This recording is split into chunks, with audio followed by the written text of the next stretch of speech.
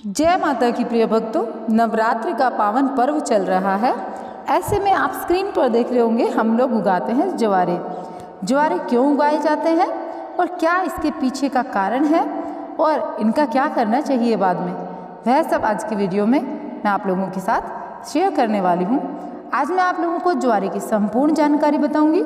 नवरात्रि के 9 दिन बाद क्या ज्वारे को विसर्जित कर देना चाहिए या ज्वारे को कुछ बचाकर अपने पास में रखना चाहिए। ज्वारे में छिपा है आपकी किस्मत का राज। आखिर ज्वारे में क्या डालना चाहिए और ज्वारे क्यों सूख जाते हैं।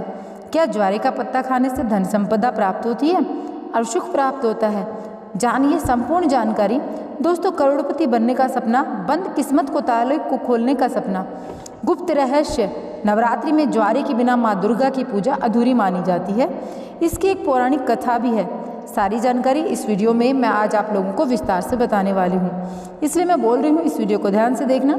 अगर आपके मन में कोई डाउट है, कोई सवाल है या फिर नवरात्रि संबंधी आप जो भी सजेशन हमसे लेना चाहते हैं, बिल्कुल आप कमेंट बॉक्स में हमारे द्वारा पूछ सकते हैं। हम वहाँ पर आपको हमारे द्वारा या फिर हमारी टीम के द्वारा ज़रूर मदद की जाएगी।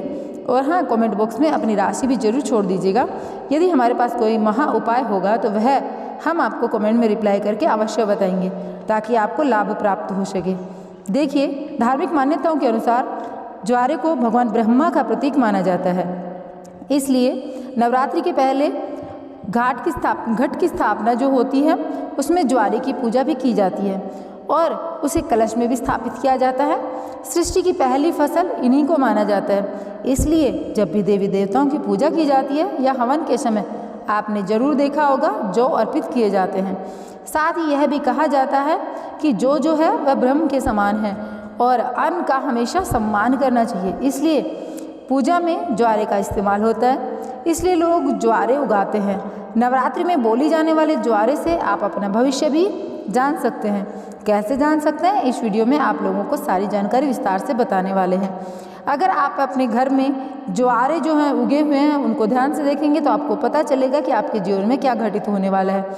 कोई बात नहीं, इस वीडियो को ध्यान से देखना। आप लोगों को इस वीडियो के माध्यम से बहुत कुछ जानने को मिलेगा और बहुत मूर्ख होंगे वह लोग जो कि पूरा ध्यान से ना देख करके और आगे बढ़ जाएंगे। उन लोगों को बहुत पछतावा लगेगा बाद में, क्योंकि किस्मत हमेशा नहीं बदलती है। उसके बदलने के लिए कुछ विशेष अवसर होते हैं और वो विशेष अवसर में पावन दिन होते हैं, माता की आराधना के दिन होते हैं और भगवान विष्णु की आराधना के दिन तो होते हैं। उन्हीं दिनों में आपकी बंद किस्मत के ताले खुल सकते हैं। दोस्तों, वीडियो ध्यान से देखना। और हाँ, अगर आपको हमारी वीडियो में बताई गई जानकारी थोड़ी सी भी अच्छी लगे तो वीडियो पसंद आए तो वीडियो को लाइक करके चैनल को सब्सक्राइब करके आगे बढ़ना। कमेंट बॉक्स में जय माता दी जरूर लिखना। जो भक्त सच्चे दिल से कमेंट बॉक्स में जय माता दी लिखेंगे, माता रानी का उनको हमेशा प्यार मिलता रहेगा। दोस्तों, हमारे धर्मशास्त्र कहते हैं कि नवरात्रि में बोए जाने वाले ज्वारे से आप अपने भविष्य को झांक सकते हैं, अर्थात अपने भविष्य को देख सकते हैं। कैसे देख सकते हैं? अगर अंकुरित ज्वारे का रंग नीचे से आधा पीला हो, ऊपर से आधा हरा हो, इसका मतलब यह रहता है कि आपका आने वाला आधा साल समय रहेगा अच्छा और आधा समय खराब रहेगा। यदि नीचे से आधा हरा है, ऊपर से आधा पीला है, तो इसका मतलब है आपका शुरुआती समय ठीक से बीतेगा, लेकिन बाद में आपको कोई परेशानी का सामना करना पड़ सकता है। आपको घबराना नहीं है। इसे हम आपको छुटकारा पाने का तरीका भी बताएंगे, इसलिए अंत तक वीडियो देखें, क्योंकि अधूरा ज्ञान हमेशा लटकती तलवार की तरह हो सकता है। दोस्तों, इसी के साथ ही सफ़ेद या हरे रंग में उग रहे हैं आपके ज्वारे तो अत्यंत शुभ संकेत है। अगर ऐसा है तो मान लीजिए आपकी पूजा सफल हो गई है। आने वाले समय में खुशियों के दरवाजे आपके लिए खुल गए हैं। अगर सूखी और पीली होकर झड़ने लगे तो इसे अशुभ संकेत माना जा सकता है। ऐसे में आप जो है माँ दुर्गा से अपने कष्ट और परेशानी को दूर करने के लिए प्रार्थना करें, या फिर नव दुर्गा का बीज मंत्र जैसे ओम धूम दुर्गा महा। दोस्तों, इस मंत्र का 108 बार हवन करके आहुति दे सकते हैं। इससे आपको अत्यंत लाभ मिलेगा। माता रानी से प्रार्थना कर सकते हैं। जो ज्वारे होते हैं बहुत ही पवित्र चीज़ होते हैं, आप इन्हें साधारण मत समझना। वैसे मैया रानी बहुत करुणामयी है। वह अपनी संतान और अपने लाल को सदैव माफ़ कर देती हैं। ज्वारे को साक्षात नव दुर्गा का स्वरूप माना जाता है, ब्रह्म का स्वरूप माना जाता है। इसलिए इस वीडियो में मैं आप लोगों को बताने का प्रयास करूंगी। अब यह सवाल उठता है कि नवरात्रि में ज्वारे का क्या करना चाहिए। क्या विसर्जित कर दें या फिर इसे घर में रहने दें। धार्मिक मान्यता कहती है ज्वारे को घर में रखना शुभ माना जाता है, लेकिन इसको रखने के पीछे एक निश्चित समय रहता है। इसी निर्धारित समय में ज्वारे की सेवा करके जल में विसर्जित कर देना चाहिए। दोस्तों, जैसे कि आपने 9 दिन की खूब सेवा की, बहुत अच्छी बात है। 9 दिनों के बाद इसे जल में विसर्जित कर देना चाहिए, क्योंकि शक्ति को शक्ति के साथ मिलाना बहुत ज़रूरी होता है। और जल को गंगा शक्ति कहा जाता है और ज्वारे को श्री शक्ति अर्थात लक्ष्मी की शक्ति, दुर्गा की शक्ति। इसलिए जब इसको हम जल में मिलाते हैं तो शक्ति से शक्ति मिल जाती है। तो उदाहरण से आपको समझाने का प्रयास करेंगे। जिस प्रकार जो हमारा शरीर होता है पूर्ण रूप से शक्ति के साथ अपने अष्टभुजा दुर्गा स्वरूप में मिल जाता है। तो दोस्तों, 9 दिन अखंड ज्योत जलने के कारण ये ज्वारे जो है ना, ये माँ के साथ रह करके बहुत ही ज़्यादा शुभ हो जाता है और ये चैतन्य रूप में आ जाते हैं। ऐसे ज्वारे लोगों की दुख तकलीफ परेशानी इन सबको चुटकियों में हल कर सकते हैं। तो इस वीडियो में जानते हैं ज्वारे से किस प्रकार हम अपनी फूटी किस्मत को चमका सकते हैं, अपने दुर्भाग्य को सौभाग्य में बदल सकते हैं। उसी प्रकार की जो आपकी दबी हुई इच्छा है आप उसे पूर्ण कर सकते हैं।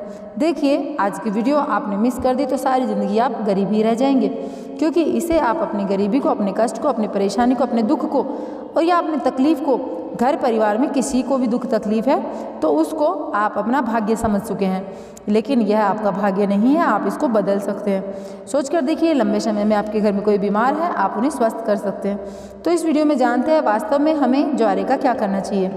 ज्वारे विसर्जित करते समय ज्वारे साफ पानी से हाथ धोकर अपने हाथ में लेने चाहिए, क्योंकि श्री शक्ति का प्रतीक कहा जाता है इनको।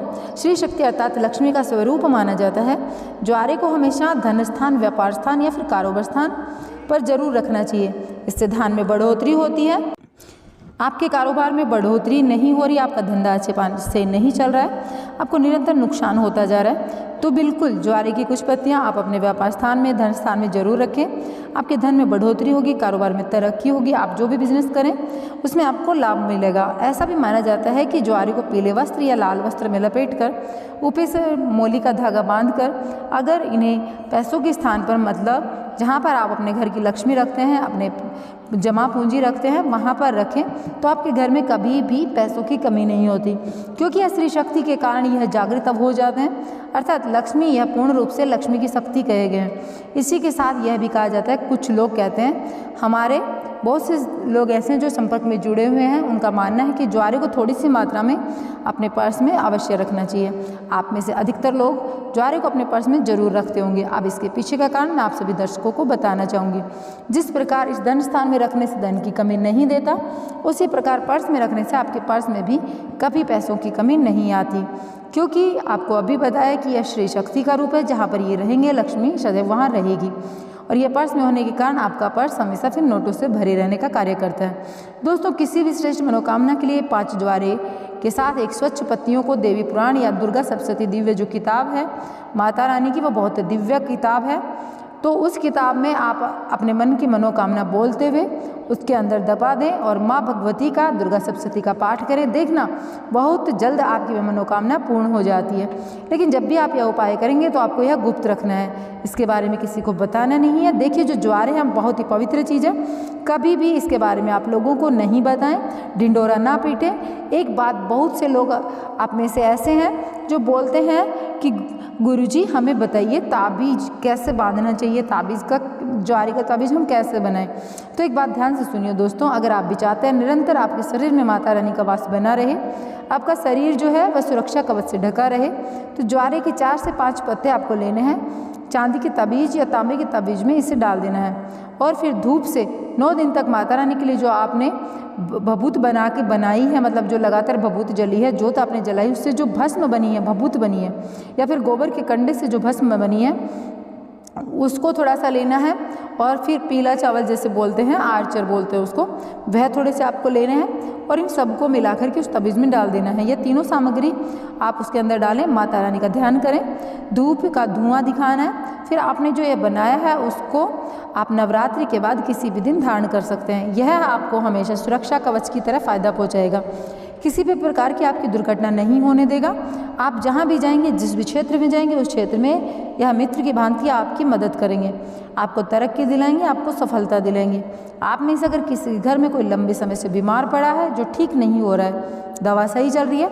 कभी कभी नकारात्मक शक्तियों के कारण हम स्वस्थ नहीं हो पाते हैं। तो ऐसे में जो निरंतर बीमारी चलती रहती है उसमें एक गुप्त चमत्कारिक प्रयोग बता रहे हैं। यह प्रयोग अपने तक सीमित मत रखना, अन्य लोगों को भी बताना, क्योंकि इससे समाज कल्याण होता है।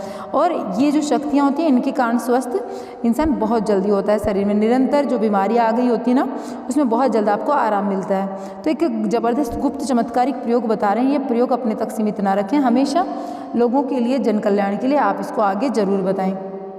आपको क्या करना है, ऐसे व्यक्ति को ज्वारे की कुछ बूंदें, ध्यान से सुनना, ज्वारे को अच्छी तरह से धो करके पीस करके उसकी कुछ बूंदें रस जो होती है ना वो निकाल लेनी है। और नाक के माध्यम से, अगर वह बोलने में समर्थ नहीं है, एकदम खतरे में है और उसका अंत समय आपको मतलब दिखाई देता है कि नज़दीक है, तो उसके नाक में से कुछ बूंदें डालें। ऐसे व्यक्ति कुछ दिनों के बाद स्वस्थ हो जाते हैं। जिनका स्वास्थ्य अच्छा चल रहा है, अच्छे हैं, ठीक ठाक चल पाते हैं, लेकिन लंबी बीमारी से पीड़ित है, बहुत दिन से परेशान हो चुके हैं, लेकिन बोल पाते हैं, थोड़ा सा घूम फिर भी पाते हैं, तो ऐसे व्यक्ति को आप 1 या 2 चम्मच की मात्रा में ज्वारे का रस जो है वो सुबह और शाम माँ भगवती का ध्यान करते हुए 3 से 4 दिन तक अवश्य पिलाएं। माँ आदिशक्ति, माँ जगदम्बा का ध्यान अवश्य करें और पूर्ण श्रद्धा भाव, देखिए जितने भी कार्य आपको बताए गए हैं इनमें आपका पूर्ण श्रद्धा भाव का होना अत्यंत आवश्यक है, क्योंकि जहाँ श्रद्धा होती है वहीं पर माता रानी अवश्य आप लोगों का साथ देती है। तो आप में बिल्कुल ज्वारे में पूर्ण रूप से ब्रह्म एवं आदि शक्तियों की शक्ति समाहित होती है। इसे पिलाने के बाद आप देखना, लगातार 5 से 7 दिनों तक पिला देंगे ना, तो दोस्तों खाट पर पड़ा इंसान भी स्वस्थ हो जाएगा और चलने फिरने के लायक बन जाएगा। इसलिए मैं आप लोगों को बोलती हूँ कि जब भी जितनी भी सामग्री आप अपने घर में नवरात्रि के समय रखते हैं माता रानी को प्रसन्न करने के लिए, चाहे आप ज्वारे ले लीजिए, चाहे जो भी हो, भस्म हो वह ले लीजिए, वह किसी न किसी आपके घर में ऐसा कार्य जो कि आप बहुत पीड़ित हैं उससे, उसमें काम आती ही है। दोस्तों हम सभी उसे नदी में विसर्जित कर देते हैं, यही हमारी सबसे बड़ी मूर्खता है। वैसे करना चाहिए, लेकिन जब करना चाहिए जब हमारे ये जो कार्य है जो बहुत परेशानी में हम लोगों को डाल के रखे, हमारी ज़िंदगी एकदम नरक बन चुकी है, उनमें प्रयोग में ला करके बाद में अंत में जब हमें ऐसा लगे कि हम सब कुछ कर चुके, हमारे प्रयोग में ला चुके, उसके बाद में आपको विसर्जन करना चाहिए जो कुछ बचे उसका। ऐसी कोई बात नहीं है, नदी में बेशक विसर्जित करें, लेकिन इसकी कुछ मात्रा अपने पास अवश्य बचा कर रखें, क्योंकि यह माता रानी का प्रसाद होता है।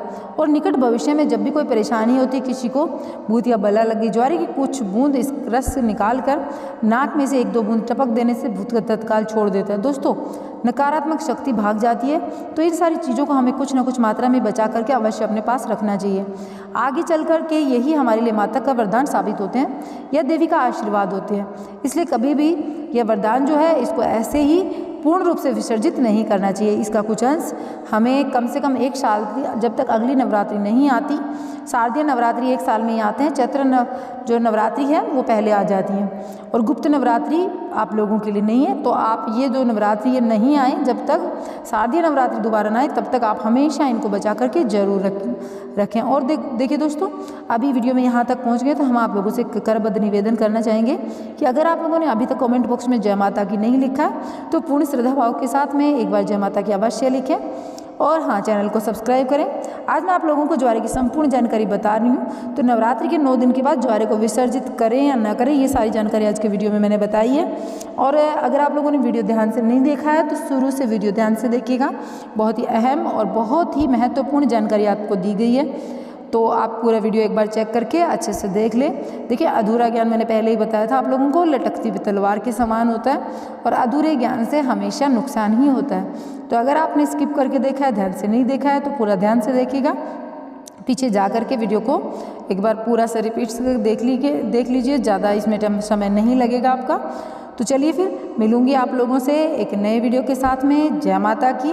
और हाँ, माता रानी आप सभी भक्तों की हर एक इच्छा अवश्य पूरी करेंगे, बस अपनी श्रद्धा भक्ति अवश्य बनाए रखिए।